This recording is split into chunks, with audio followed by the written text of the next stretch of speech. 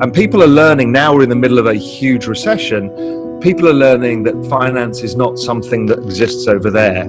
It exists with everyone. Yeah. And it affects everybody's lives every day. The good thing that younger people have is all the future earnings ahead of them. So if anybody wants to make the biggest investment, make it in yourself. That's the key thing. We also operate in a world where you can have multiple revenue streams, because you might be able to make revenue from one thing and then from your main job. But so think about that robustness. Build your own portfolio. And that's about the robustness of your income stream and where you want to go in life. So then if you're 30 years old and you've got ahead of you, the next 30 years of trying to accumulate wealth, well, firstly, don't forget, income is worth more than capital. Because if you have $1 million and you stick it in the bond market, you're going to get $10,000 a year, right? But for the average person to, over a couple of years, increase their income by $10,000 is not that unachievable. So it's like being a millionaire. Every 10 grand you have is like being a millionaire in terms of your earning power. So that's the key thing. Then after that, it's like, okay, look at the opportunity set in front of you. So let's say you're in a good job now, you're starting to invest, you're starting to save for the future. What is it? Well, my first thing always for everybody is, if you can, buy a home.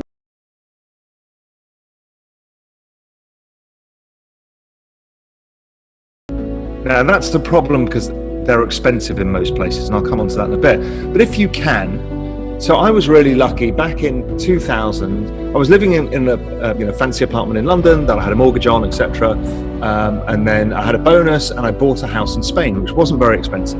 It was $250,000, which nowadays you can't buy anything for. But it was a 6-bedroom house on the side of a hill near a beach town. The point being is, now I've got a place to live. I can work a bar job and survive. Right? I'm now super robust, so I can now take risk. That becomes interesting. When you're in a safe place, to take risk becomes very attractive. So I would urge people to think about that. Get to that point of safety where you could take risk, then take risk. So what does risk look like? Well, right now, the equity markets are at all-time record valuations. Sure, emerging markets have done relatively worse, so maybe they're relatively more interesting, but they're expensive. Bond yields are all-time lows. Credit, all-time low yields. So you're not being paid to take risk. Most of these have a future expected return that's negative.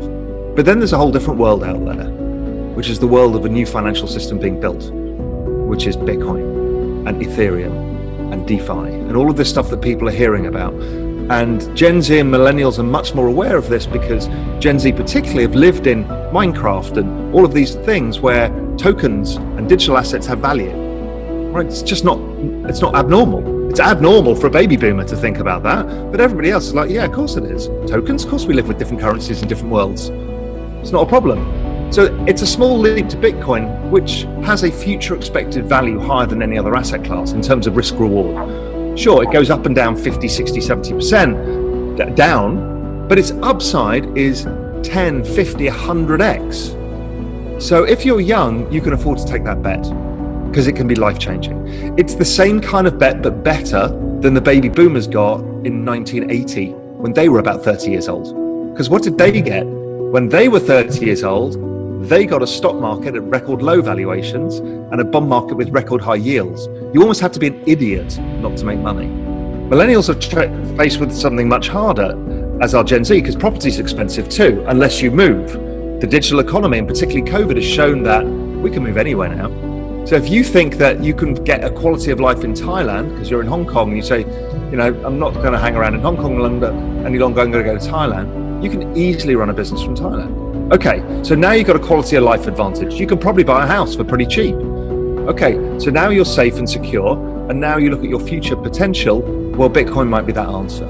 So it's going to be a new world, and that's good, because you guys, the millennials and the Gen Z, are not going to be following the old rules. And once you realize that, you're liberated. If you're 30 years old, this is the biggest opportunity of your lifetime. Out of crisis comes opportunity. So what you've done is you've cleared out a load of old businesses, and the world is changing. I noticed this when I went to Japan a few years ago. is it bifurcates between the big brands and the big businesses, and then artisanal stuff. And we've seen that movement already across the US, across Europe, where people are opening, young people are opening like a cool baker's or a cool clothing place where they make cool clothing themselves and stuff like that. So there is a bifurcation that's going on. And what you've just done is cleared out the high street of all of the old shit that needed to go. Now that's painful and horrible because it's people's life savings and their businesses, but thinking like you should is, okay, all of that old stuff is gone. Rents are collapsing. I could start a business. Your probability of success of starting a business in a down cycle is so much higher than starting it when rents are high, you're competing for everything. And it is about doing unique stuff. Find your niche. The world used to be like Amazon, broad, but we're all finding that deep is the other strategy. Let's say you like baking, well, become the best. Because guess what? You will always have business. Or, you are particularly good at a certain thing, that opportunity is there. So retail is going to be a huge opportunity within this. It's just different retail. Don't sell stuff that everybody else sells. Sell unique stuff. We've seen it with the rise of, farm to table eating and food and all of this stuff. We've seen it with clothing, we've seen it with jewelry, we've seen it with all sorts of things. So there's opportunities for creative outlets, which you couldn't do in cities because it was too expensive. I mean, to have a creative idea for a business in New York City or Hong Kong or London, yeah, you get marginalized to the kind of other neighborhoods. Well, guess what? That's going to change. So yes, it's terrible, and yes, it's going to be lingering, and yes, it's miserable for many, but change is always opportunity. The Euro crisis, where the banks almost went bust and all the governments almost went bust, Greece, Spain, Italy, etc. And again, the same thing happened. We all knew absolutely what was going on, and friends of my parents would come up to me, or friends of friends, or kids of friends, or whatever, would come up to me and go, well, why don't we know? I've just lost a fortune in banks because they forced me to buy preference shares as opposed to having a deposit account, and then they folded, and this is outrageous. Why didn't we know? And at that point, I knew I had to do something. Really what I needed to do was to democratize financial intelligence, give it to everybody. Usually that's approached via dumbing it down, like, how do you have savings? The world has changed, and people are more comfortable now with the advent of YouTube and other things of going down the rabbit hole and learning themselves. Applied learning is the big trend. So I thought, okay, how can I move the dial on this? Realizing that video on demand technology, because the rise of Netflix and YouTube over that whole period had become huge, and it was disruptive because it used to be run by TV networks, and now you didn't have to be one. And now look where we are today, where we're just recording Skype calls and Zoom calls. Christ, the world's changed. I thought about that, and by a serendipitous moment met Grant Williams, one of the co-founders, Remy, who worked with me in Spain, and Damien Horner, who lived in the same village. And we just happened to get together and realized that we could do something about it, and it was video. We didn't know anything about video. We'd never made a video. Well, Grant had made a couple of videos, which were basically screen recordings, but that was it. But I just thought, well, I know almost everybody in the hedge fund space, and they won't go on CNBC because it's 3 minutes. What do you think the S&P is going to do today? What do you think about Apple's earnings? Nobody cares. What they want to do is talk in depth about how they think and how they do things.